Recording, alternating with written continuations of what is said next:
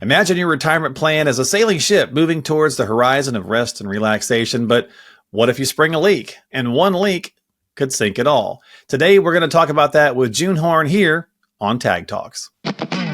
This is Tag Talks with June Horn, the CEO and founder of Transition Advisor Group. Join June for insightful conversations about how to successfully chart your retirement journey.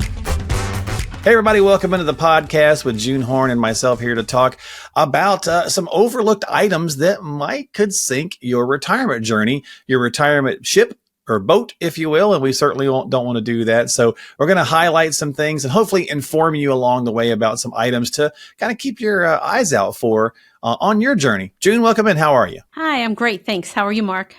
I'm doing good. So you like that little boat analogy? That works pretty well for retirement, right?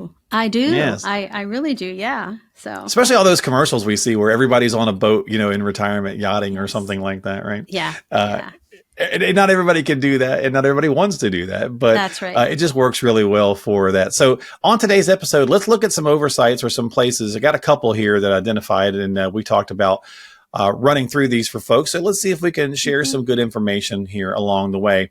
Let's just start with our buddy longevity, because that's always the number one fear that people have when it comes to their money in general, is just outliving it, right? Absolutely. So how do you figure out if you're going to have enough? Well, you got to start crunching some numbers. You got to start running some things, and you got to stress test this, June, for future possibilities, right? And kind of plan it out for more years than you maybe think about, like 100 or whatever the case might be, like living to 100, that kind of thing. Yep. And that's how we do our plans, Mark. We run it out to at least 100. It's not unlikely that people are going to be living to 100, at least one if they're married. They say if you're over 65, there's a very high chance that one of you will live into the 90s at least. So to start off, that's what we want to do. So we take... we want to look at all of your income, all of your expenses, and what your assets are, and how are we going to use those to make them work over that longevity. At the end, we say, okay, this is what you're going to need per year. And at the end, if we have money left over, we know we're good. If we're still in the green, there's sometimes we need to do some adjustments up, though, because they're not living out to be 100. Right. And also, if we have extra funds over here that are green, we know that if an emergency comes up that we aren't counting on, we are okay, because we can come over here and work on that. But outliving money is probably the one question that I get from everybody that comes in the office. Am I going to outlive my money? And there's a couple strategies that we can use that will help that. And the one that we use a lot, and people hear the word annuities all the time, and there's lots of different annuities out there. But you want to make sure that you want to make sure you have the right annuity that has an income guaranteed for the rest of your life. And if you don't know how they work, I will glad to show that to you too. Annuities aren't for everybody, but we want to show you that if you are afraid of you're going to outlive your money, that's one of the things that we can use also. Somebody was telling me, said, think of it, because there's typically the four, right? There's multiple kinds of annuities, right? There's fixed indexed and there's variable. Those two tend to get a lot of the press, right? But there's also just fixed and right. So, and it said, think of it like, if it was there were siblings, the annuities were 4 siblings or 3 siblings, whatever you want to do. First one goes to school. It's the variable, and it's a troublemaker, always giving the teacher a hard time, so on and so forth.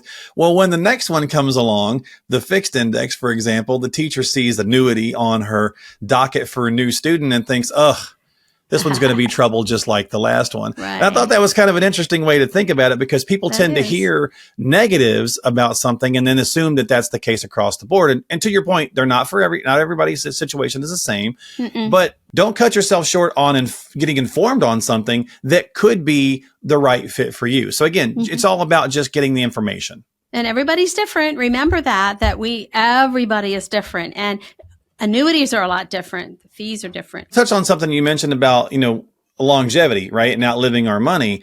And you're like, so you come in and you say, you got this much for income and you got this much going out, right? Okay. We all think about that. If we're doing back of the napkin kind of math at home for ourselves and trying to DIY it, we kind of go, all right, so look, $5,000 is what we're spending each month. That's what we need in retirement. Well, our next little item here is our buddy inflation and the relentless creep of it. Well, that $5,000 that you need currently, it's not going to hold. It's not going to be $5,000 a few years from now, especially in the inflationary time that we're in. But even under normal inflation, June, it's going to keep creeping, and you're going to need a lot more than $5,000 down the way. That's right. And we build inflation in when we're doing your plan, because I always say, even think not moving forward, looking back. Does a loaf of bread cost the same today as it did 10, 15 years ago? Absolutely not. And, but we do move forward in the plan. So we do add inflation in there every single time. We usually use about 3.5%. We know that earlier in the year, last year, it was higher than that, but it's starting to come back into, where it should be right now. I don't know. And people were worried about that. That's right. That's right. So like last year, I imagine people were saying, hey, do we need to make adjustments because inflation is so high, right? Yes. So, we did. We had at to. least we're more, that's great. We did, right? So at least we're a little bit more aware of inflation, because if you think about it, like I've always thought of inflation like calories. We all know it's there, but we tend to like ignore it when we really want that cheeseburger. It's like we just kind of forget about the calories. Yeah. And inflation's been that way for a number of years, where we know it's there, but we just kind of ignore it. The last 2 years or so, it kind of smacked us and reminded us that it's there. We couldn't ignore it then, right? We couldn't ignore it. So we do that. And that's why I said, when we come back into reviews, we need to take a look at that. Do we need to up that inflationary factor and that type of thing? So we do look at that very closely. And you've got to think about your portfolio overall. You hear terms like diversification all the time, but you've got to think about your overall buckets of money that wherever you might have them. And you have to be able to have some things that are going to, give you some protection, but you also have to be able to still have some growth, because inflation. I mean, that's just, it is what it is. That's right. Yeah, we need a balance. We need to balance it. And that's what it's all about. Sitting down, getting a plan together, and not using that napkin, Mark, because that doesn't work usually. No, it's great to get you like in the idea, and then you go talk to a professional and go, okay, here's what we're thinking. Now help us like dial it in, right? Right. And we have, especially men, I don't know, women maybe just aren't spreadsheet people, but I have gentlemen that come in that have a whole spreadsheet all worked out. But that's the one thing it's lacking, is that inflation. So it could be. Yeah. And sometimes taxation as well, right? And we'll talk about that one in just a second. Yes. Let's talk about the expense. If we're talking again, if the topic here is as an overlooked issue that could sink the retirement boat, of course, again, outliving the money would be one. Inflation could certainly be one that sinks the boat. Long-term care could be one that certainly sinks the boat. I got nursing home listed, but I know that term is a little older, but whatever form that it might take of long-term care. And here's the thing I wanted to bring up really mostly about this, June, and I'll let you go where you want to with it, but it's not necessarily the person who has the long-term care event that has the bigger problem financially. It's the spouse, right? Because if it depletes your retirement, taking care of one, often the second person left behind is now wiped out. That's correct. Yeah. And that's a hard place to be, because then they end up having to go on Medicaid, and that's not a pleasant place to be. Yeah. And then who does that fall on? Is your children. And that's very hard for children to have to see that. And so they have one of two choices: let it happen or help pay for it. And again, that's a very high expense for you to expect your children to take care of. So I always recommend, when we take a look at the plan, are we able to self-insure, regardless if it's a husband or a wife? Right. Or do we need to take a look at some options that can help us get through that, if in case it does happen? But what if it doesn't happen and we spent money? Well, there's the long-term care combo. You don't have to worry about that, because then the money's there. So if the husband has to go in to long-term care and just use a little bit, the life insurance is there to help the wife after he has, used up some of the money. But if he hasn't used any of it, she still has that as well. And so we really need to protect ourselves as much as we possibly can. And the numbers are staggering all across the country. And there's obviously different types of events, whether it's the average stay for basic long-term care, which is maybe 2 or 3 years, to something where it involves mental care, which is like 8 years, right? So it can get pretty daunting. Yes. And you're right. It is the mental care is what's really the scarier part, because it does go on. They're very healthy, but they're still, I know a client had a mother who was in long-term care, an assistant living, or I don't think she was in skilled, but she was in it for over 10 years. And so it's a long time. But when you go into skilled, which you had talked about, nursing home, they call it more skilled care right now. That could be $11,000 or more, depending on medications and the type of care you need a month. It's very, very expensive. So somebody listening's right. 10 grand a month. I don't even make 10 grand a month, or I'm not spending that. Like, how are we supposed to do that? So self-insuring feels like that's right out the window. And then you think, well, then long-term care insurance, but God, that's so costly. Like and so what people wind up doing, and this is how the issue sinks your retirement, is they just don't talk about it. Or they go, well, you know what? We'll just take care of each other. And you kind of alluded to that on a prior podcast a couple of weeks ago we did. And it's a sweet, lovely, noble sentiment to say, I'll take care of you, you take care of me. But the reality is I'm 230 pounds. My wife, she can't pick me up now. How's she going to pick me up when she's 70? Yeah.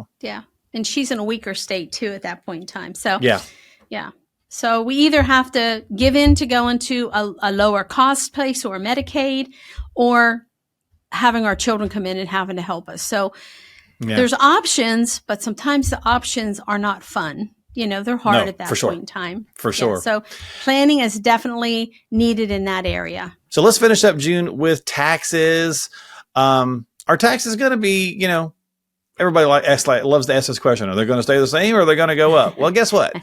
If Congress does nothing, which they're great at, they're going up. Right. So a lot of people may not realize in 2026, they're going back up to the prior tax code because the Tax Cuts and Jobs Act will expire. You got a good chance that your tax rates are going up regardless. A good chance, I think a positive. I think it's going to happen, because how can it not, is what I say. So there's a couple things that we can look at to try to help you with that. And I have a book called Power Zero, which is really good. And I have another one also that if you need a copy or you need more information, if you come into the office, I can make sure you get one. But they talk a lot about Roth conversions.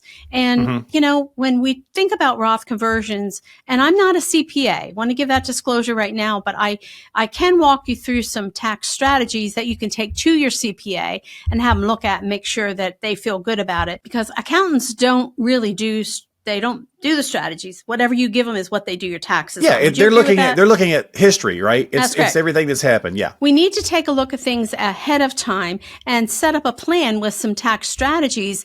And the Roth conversion is probably one of the most common ones that we think about now, because there's so much 401k money, there's so much IRA money that we can convert that into a Roth.